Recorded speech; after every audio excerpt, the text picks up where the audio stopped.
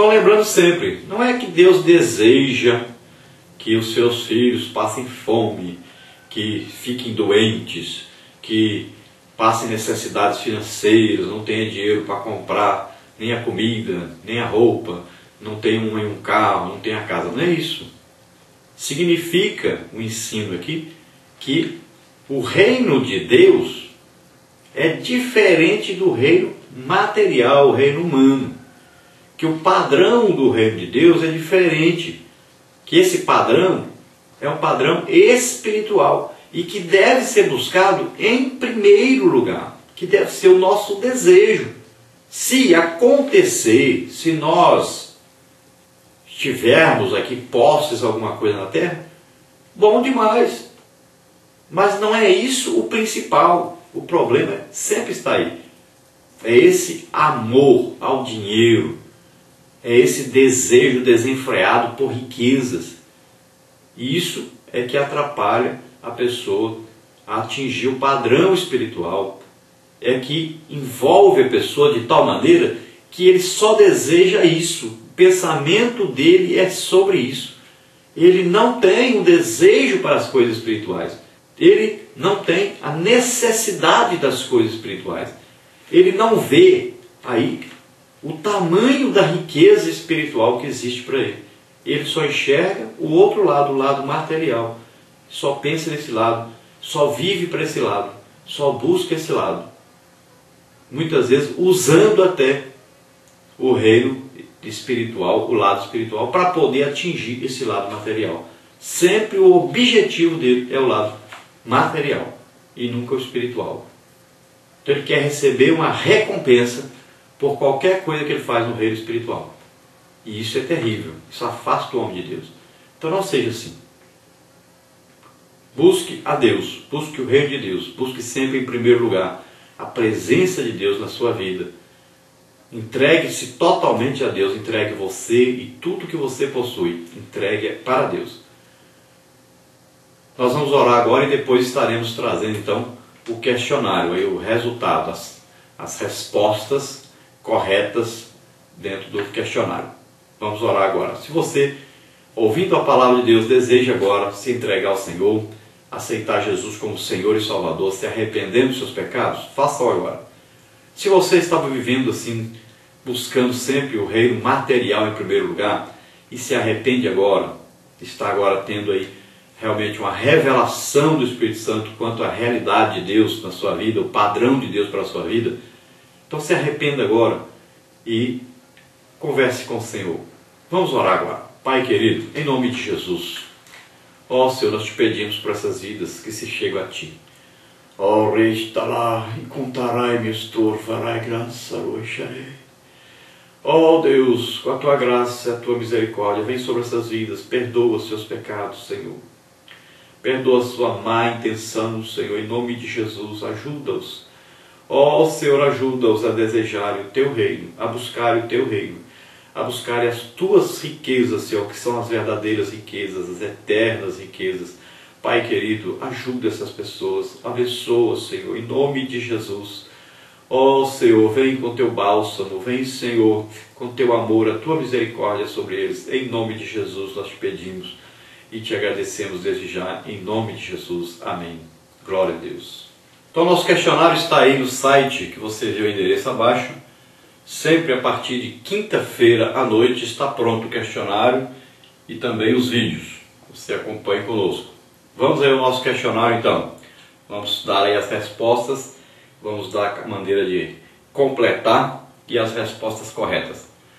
Dentro do textuário, a primeira então para completar. O Espírito do Senhor é sobre mim, pois que me ungiu para evangelizar os pobres, enviou-me a curar os quebrantados do coração. Lucas 4,18.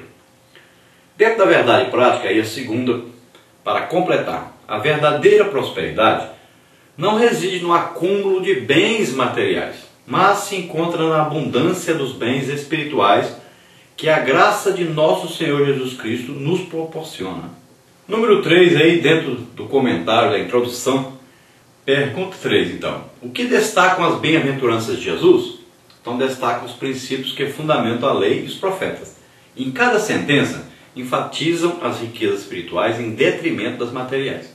O escândalo dos escribas e fariseus era porque eles entendiam só a letra e não o espírito da lei mosaica.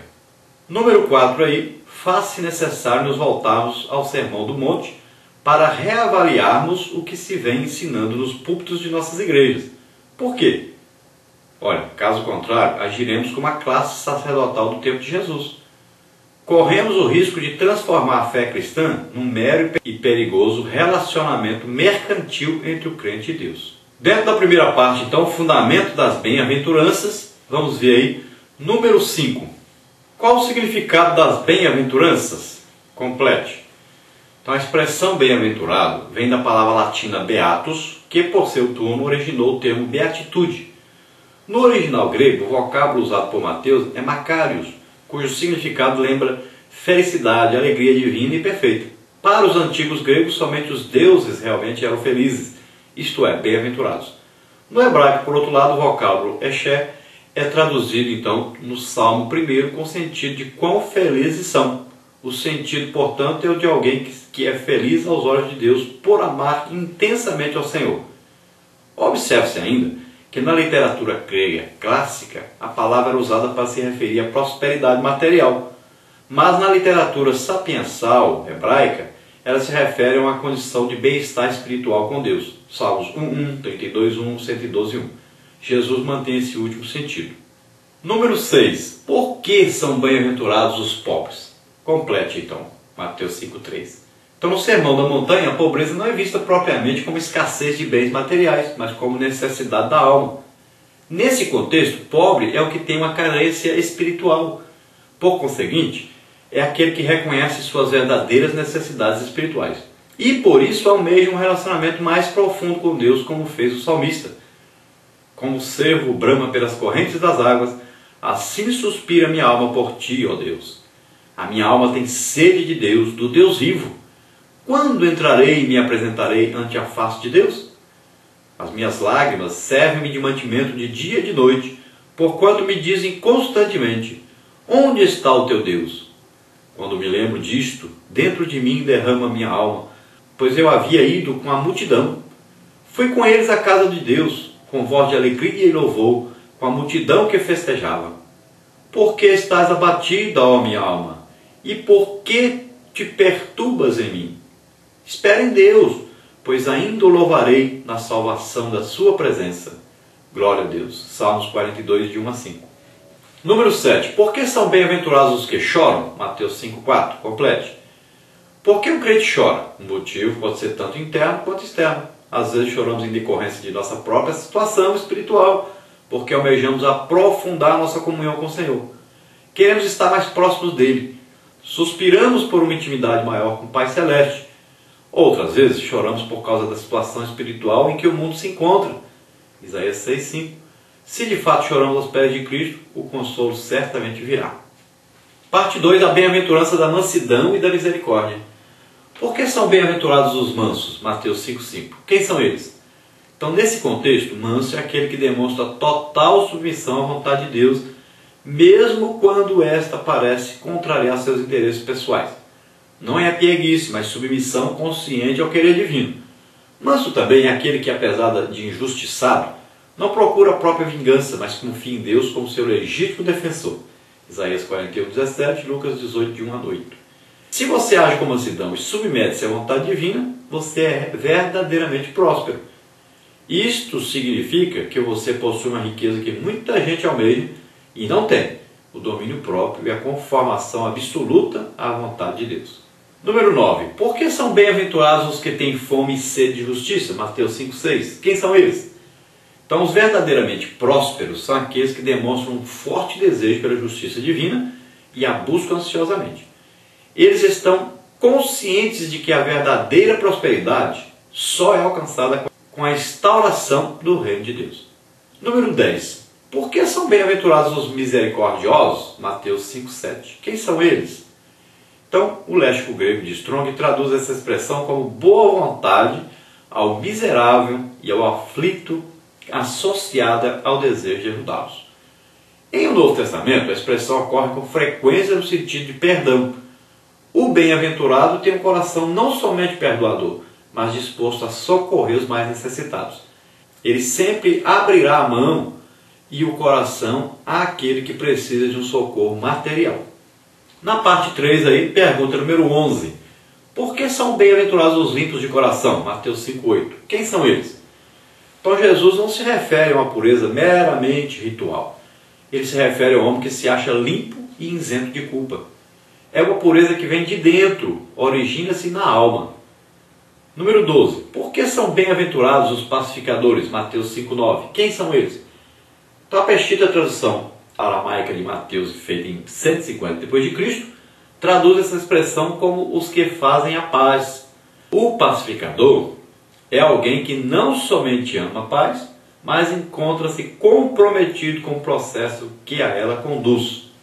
Número 13. Por que são bem-aventurados os perseguidos por causa da justiça? Mateus 5, 10 e 11. Então, sofrer justiça, ser perseguido e até mesmo martirizado por causa do Reino de Deus são evidências de uma bem-aventurança eterna. Número 14. Dificilmente os pregadores da prosperidade aceitarão o que ensina Jesus sobre o assunto. Complete. O princípio que o Senhor Jesus expõe é frontalmente contrário à filosofia materialista deste século. No entanto, ele se esquece da advertência do Senhor. Tenho-vos dito isso para que em mim tenhais paz. No mundo tereis aflições, mas tende bom ânimo. Eu venci o mundo. João 16:33. Agora a nossa conclusão. Número 15. As bem-aventuranças de Jesus contrariam totalmente os conceitos da teologia da prosperidade. Qual a grande lição que aprendemos com o Mestre a esse respeito? Então, um homem realmente próspero não é aquele que pode ser avaliado de forma superficial e materialista, mas aquele que encontrou a paz em Cristo. Romanos 5:1. Então, a prosperidade material nada representa sem a espiritual. Glória a Deus. Aleluia.